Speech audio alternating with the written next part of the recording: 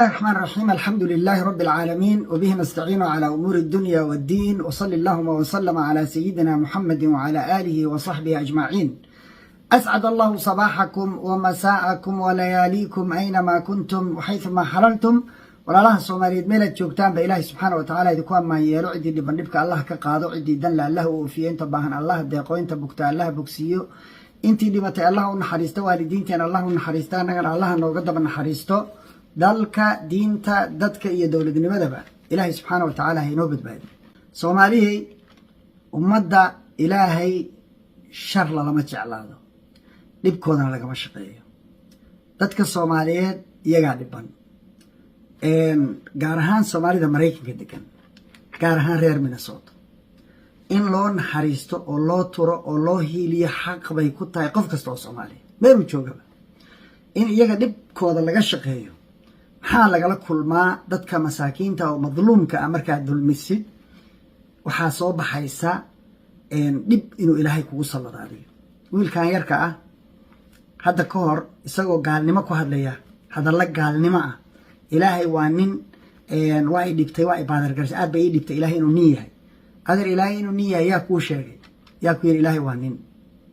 Ilaahay lama dhihi karo iyo naagtoona subxaanahu wa ta'aala. horta taas diinaadan aqoon weyn waan ku baraye baro. Ilaahay nin iyo naag cid ku sheegi kartaa ma jirto. midda kale ambiyadu inay niman yihiin maxay kuu dhibaysaa adeer? waxaan kaa difaacay ummad ku gaalaysiinaysa. waxaan dareemay inaadan diinta waxba ka garanayn, inaan miskiina oo caama tahay baan kugu difaacay. jahliguna cudurdaarada muctarafka ah ama laysku raacsan yahay buu ka mid yahay, inuu yahay cudurdaar yani maqbuul ah. afar shay oo la aqbalo qofka loogu raadiyo cudurdaar baa jahligu ka mid yahay. marka inaad jaahil ka tahay oo diinta aadan garanayn baan kugu cudurdaaray. waxaan kaloo arkay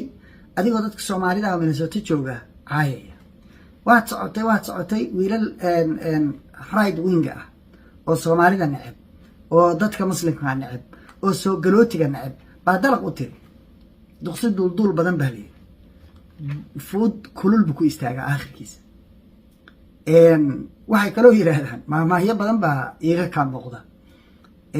man jarra dhuyula nas jurra dhaylu. qofkii dadka saynta jiida isma saynta la jiida ma ujeedaa? waa intaa geysatay fakamaata diinu tudaan, dadka saa ula dhaqantaa lagula dhaqmayaa bay yiraahdaan. waxay kaloo yiraahdaan people in a glass house never throw rocks. dad guri qarshaa ku jira dhagax ma tuuraan. adeerow adoo kan ah nin gaala garabka haysta, waxa uu kugu hoos qortay inaad u jeedid housemate inaa u tahay,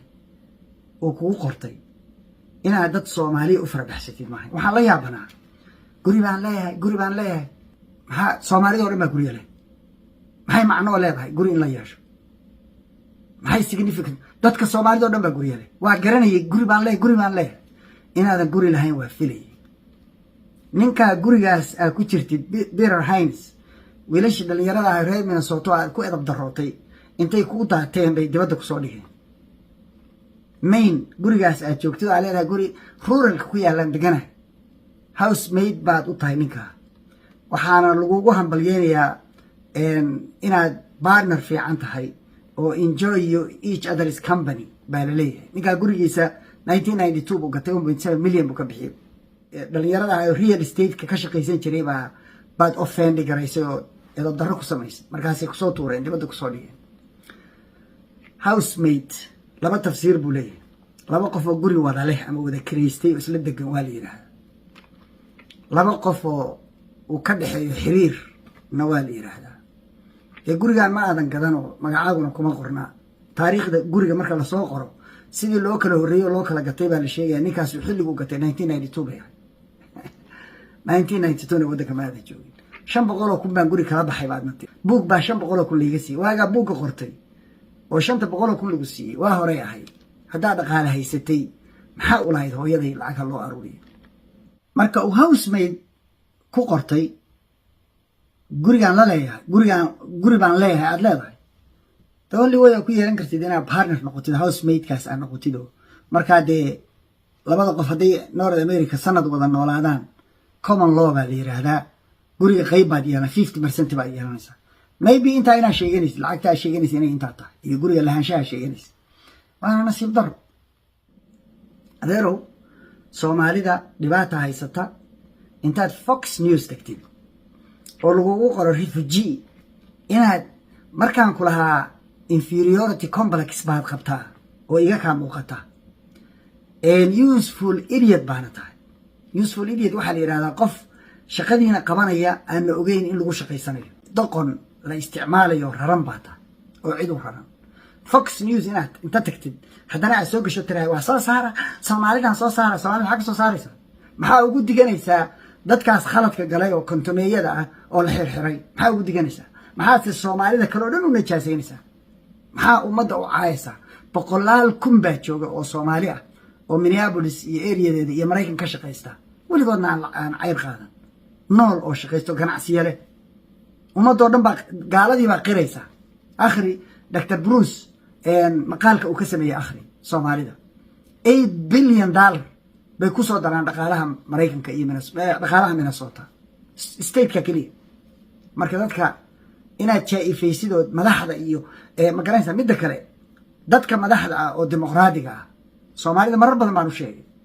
waliba kuwan isaga ka nacamleynaya waa dad masaakiin oo Soomaaliya joogaan warhayn luqadda Ingiriiskana aan fahmayn culture-ka iyo dhaqanka meesha ka jiran aan garanayn ba isaga ka nacamleynaya ku orday adeero ka fariiso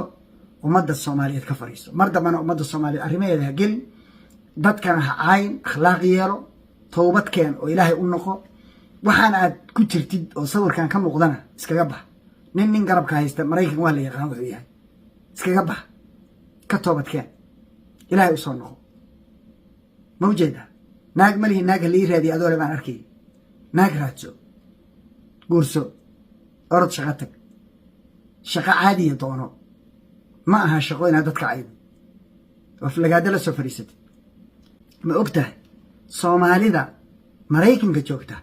hadalkaagaas inta qof lagu dhibaateynayo ma ogtahay dib runa inay dad gaarayso ma ogtahay oo familiya ah oo la kala dad la qafaalayo oo qaar la xirayo gabadha la qaawiyo 24 saacadood la haystay oo Soomaalida dibka loo geysay ku xanuujin maayo miya waa Soomaali ahayn dub iyo diir ma wadan lahayn maxaa ka khaldan buugaaga waxa ku qoran oo banaanada la soo warwareejinayo beejajka naloo soo dirayo iyo waxa aad tahay wallaahi wax la yaab la tahay ee cagaha dhulka dhigniyo wadadii ayaan xisibaad haysaa ka sokeyn maysid labaad mid ku dhamaanaysa ama ayaan baad ku dhamaanaysaa ama waa toobad keenaysaa nin rag oo isqabtaad noqonaysaa qofka ninka ragga uu khaldama isqabta oo soo laabta Ilaahay mar walba toobada waa goliya intaan la dhiman ama aan qoraxdu galbeed ka soo bixin toobadu waa ku furan tahay toobad keeniyo kana xishood ummadda kana fariiso kuwa ku amiraya oo la qabyaalad masaakiin baatiin waa la idinku awrkacsaday qabyaalad maxay tahay qabyaalada ninka lagu ciirsanaya boqolaal kun oo nin oo isaga la mid ah jooga oo ummadda ugu fiican oo ugu sharaf badan la qabiile ma la ciirsado midda kale isaga garaacaya qabiilka durbaankiisa si uu idinka faa'iideysto oo qaar idin kala qaybiyo it's him dad badan baa diidan waxa uu sameeyo nooc kastana qabiil kastana leh kuwa badan baana taageersan oo qabiil kasta leh marka khaldaminina qabyaaladan waa meesha ay siyaasiyiintu idinkaga faa'iideysteen nin kasta oo raba inuu idin dulmiyo wuxuu idinku awrkacsadaa qabyaalad markaas hor ordaan idinku xayawaan oo dhagal qabta lahayn qabiil muxuu taraa muxuu macnuu leeyahay qabiil wax macnaa male wax faa'iido aad ku qabtid qabiil ma jira gaaja kugu haysa waad ku rafaadsantaa idinkoo dhan marka iskaga hara kuwa u nacamlaynayo oo qabqablo meelahaas hadba naloo soo dirayo iyagoo difaacaya oo isagu soo galgashanayo shame on you waxay idinaan aqoon baad hor ordaysaane cagaha dhulka dhiga oo isku xishooda waa loo daatay warkaas ilaa aakhira la socday ninkaas markii uu ninkan keensaday housemate-ka buu ii yahay lahaa September 2022 June 2023 oo sanadkii ku xigay ah wuxuu soo gashaday calaamadaas inuu khaniis yahay soo gashaday bold statement for the right waa weer buu yiri ama hadal adag buu yiri kulul oo dadka midigta ah loogu talagalay midigtu waa kuwii wadwatay isaga oo meelaha la marmarayay kuwa midigta loogu talagalay inay ka xanuunsadaan khaniis buu ku dhegsaday calankaas meesha ku dhegan yahay khaniiska ah weeye kan uu kusoo sawirtay calanka soomaaliga markuu midhaawado guriga ka maqan yahay ma garanayno intaa hoose ma garanayno oo gurigaas gudihiisa wax ka socda war kama hayno laakiin intaan ceeb iyo fadeexad weeye wax u haray ninkaa oo dambe oo hadal ma jiraan kuwiinii daba ordayey cid buu khaniis ku caayay khaniisiyay taageeraan dadka siyaasiyiinta ah aan kelmadda idinku khatimo dhaqanka kuwiinaan aqoon oo aan North America joogin markaad noqotid siyaasi waxaad matalaysaa constituency wax la yiraahdo ama xaafadda qof kastoo degan waxaa kaa saaran xil diintuu rabo haysan karaa waa wada gaalo khaniis iyo gaal yaa fog dembi gaalnimo ka fog miyaa jira gaalaad difaacaysaa gaalnimadooda u difaacaysaa waxaan arkayay gabar mayor ah isagoo ku haysta oo ka ah mayor Maine oo le kaniisad bay tagtay kaniisaddu constituency-geeda hadday ku taalo waxay ku khasban tahay inay tagto oo danahooda iyo dhibaatada ay sheeganayaan dhegaysato oo markaa u qareento waxaad xilka u haysaa muslim maaha waa muslim iyo gaalo labadaba waa cid kasta waa khaniis waa qof madow waa qof cad waa qof caataa waa qof madow cid kasta wey ma ujeeda marka qoladiinaas xaggaas waddankaa ku nooloo muslimiin keliya la nool ma fahmi kartaan waxaan haddii u fiirisaan nabiyullaahi yuusuf calayhi salaam dowladdii uu ka tirsanaa wasiirka maaliyadda ka ahaa dowlad gaalo ah oo nin caabuday ahay nin baa la caabudayay isaguna nebi ilaahay buu ahaa subxaanahu wa tacaala calayhi salaatu wasalaam ma ujeeda marka waxaan ma garanaysaa waa masalo daqiiqa oo fiqiya oo culimmadu ay ka hadashee idinku cagaha ka dhiga iyadu constituency ay matashay u tagtaye adigu yaa matashaa markaad kaniisadaha ku wareegaysa waxaanse maxaad ka leedahay markaad leedahayse waa lay dilaya maxaa laguu dilaya imisaa khaniis jooga